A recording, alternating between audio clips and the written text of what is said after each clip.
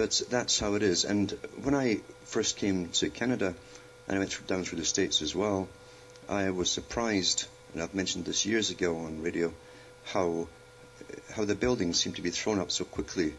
And they're basically wooden houses with some kind of siding on, and now it's all plastic, of course, that crumbles in the sun. But it's supposed to be better, and that's how Sears sold it. However, you find that they were thrown up, and there were cables all over the rooftops and above the rooftops, and just strung across, and often almost sweeping high trucks that would go past them. And I got the impression right off the bat, I said, this is so temporary. Everything is temporary here.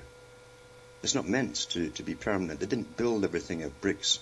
They didn't put slate roofs on that last for hundreds of years. They put on these silly little things from the byproducts of the petrochemical industry that disintegrate under the sun, and you replace them every few years. But everything was so temporary, and it was meant to be that way, of course, because these guys literally had it planned before you were born, before your parents or grandparents were born, just how long each area would last. They knew that they had to allow people to travel, to create economy, and they wanted commerce, and that's why they gave the car in the first place, first to the US, whereas in Britain it was heavily restricted for a long time.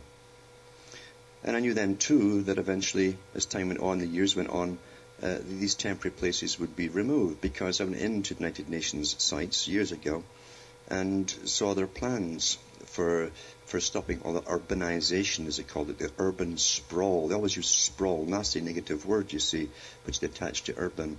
That's how they do it in psycholinguistics, for you to change your attitudes without even knowing it. They called it urban sprawl, meaning eventually these people would be gradually pushed into the inner city, which always was a plan, and now it's under Millennium Project and Agenda 21. That's what's happening across the world. And we're right in the stage now where you don't have to drive anymore as far as you're concerned. They want you off the roads. And they've already said in their own writings, even from the United Nations, I've read them on the air, that eventually there'll only be about 3% will live on the rural areas, and they will be very, very rich people. In other words, they'll price everyone else off with the price of gasoline and high taxes for your car and that kind of stuff. Quite easy to do. And back in I think it was the 80s, they brought in Maurice Strong. At that time he was working at the World Bank. This little gnome of a character, strange character, that Rockefeller picked up and shot to stardom, made him work the oil fields as overseer, get an idea of economy and how to run the cattle. That's all of us. And they brought him over to Ontario, and Bob Rae was in. And Bob Rae was a kind of further left than Marx.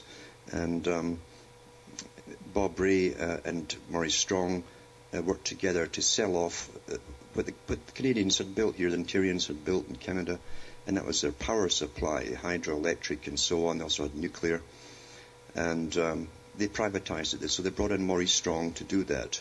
Eventually, after about a year, it was found out he was getting a salary from the United Nations and a salary from the Ontario government.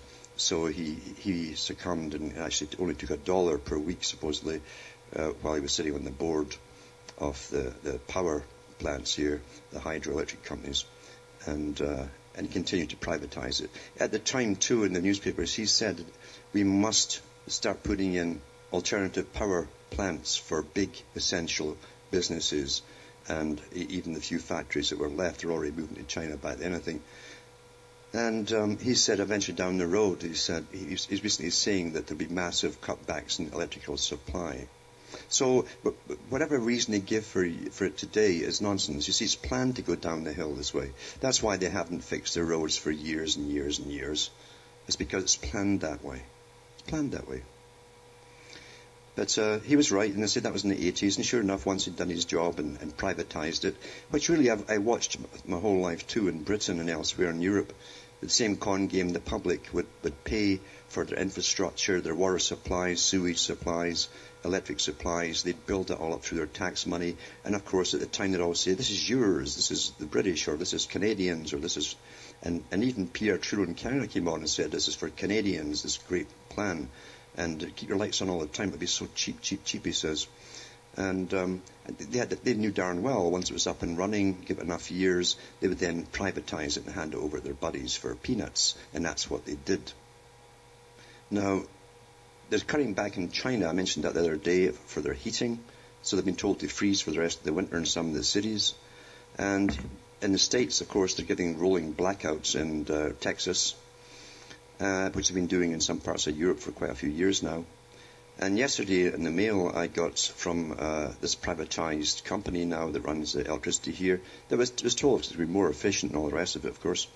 Well, in public-private deals, we pay for all their upkeep, you see, and upgrades, while they rake in the profit. That's how public-private works. And it says electricity prices are changing. Find out why. And now listen to this. See, America has to learn how the British Commonwealth countries put things over to the public. You've got to learn this trick. It says, how much will I pay? This is in the first page on the side. Over the next 20 years, including taxes and other charges, electricity bills are projected to rise about 3.5% per year, right? However, largely because of investments being made in the short term to bring on new energy supply and upgrade electricity infrastructure, electricity bills are expected to increase by about 7.9% per year over the next 5 years. So you've got to learn this trick here. So you're stuck. You need Monty Python to figure this one out, you see. What's the point in saying about the next 20 years in one part, then telling you a different reality in the other? You get this is a very schizoid thing you do. Most folk read that, can't make any sense of it, and just forget it. And that's how it's meant to be, actually. It's not done by accident. So here's a private company jacking up the prices from the public, of course, as basically almost like a tax increase to be given to them so that they can maintain their private company, so that they can soak us for more money and more money. So we're paying for their maintenance and their upkeep and their upgrading for a private company. Not a bad deal, eh, when you get these deals going. And so we're going to thank Maurice Strong for all of that, of course. As they have to finish with the destroying Ontario here, he went back to the UN, and then he put him over to China, where his communist aunt is buried. But anyway, that's how it's done. And it's a good trick to learn. Now, in the US, it says here in this article I'm about to put up on the website after the show, it says, snow chaos, just one more sign of crumbling US infrastructure. You see, I saw this happening for years. They weren't bothering to repair anything. Same in Canada. I've got electricity poles here that are held up by other electricity poles. The wires hold them up. Some of them are just broken. They haven't been fixed for years. They're not going to be either. It says a monster snowstorm hitting the US this week may be a random act of nature, but the resulting gridlock will likely unleash a more predictable stream of criticism over downed power lines, airport closures, and lack of snowplows. States, cities, and private power companies have already come under intense pressure since December for their handling of a series of major winter storms that have struck northeastern regions. If only we could fashion a large wall or blade and attach it to a big truck and somehow push the snow away, the New Yorker magazine quipped this month, mocking New York's lack of snowplows during its last major storm in December. See, they've cut back on everything. You see, same across the board. The US is far from alone in struggling with winter madness, but the snow chaos is just one small aspect of a wider crisis of crumbling infrastructure across the US, a problem that's more uniquely American. And I'll read the rest of this article too, because it goes into the crumbling infrastructure and the fact that they're not bothering to repair it. Back with more after this. Hi folks, we're back and we're cutting through the matrix talking about the crumbling infrastructure, which was all designed a long time ago to crumble, and of course it didn't intend to maintain it much longer. And that's where we are today in this age of austerity. When the roads go and so on, you won't have to travel on them anyway, because travel will be restricted to VIPs and important vehicles only. And that's in the Agenda 21 site at the United Nations there, if you went to it and look through it.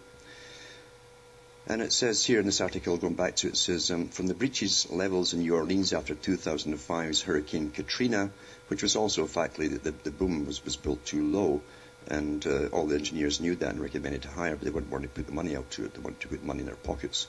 To a major bridge collapse in Minneapolis, Minnesota in 2007, there have been signs for years that much of the country's infrastructure is in urgent need of repair.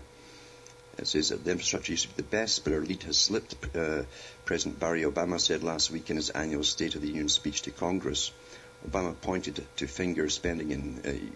higher spending in Europe, Russia and China to repair roads, bridges, rail, and even extend high-speed internet access.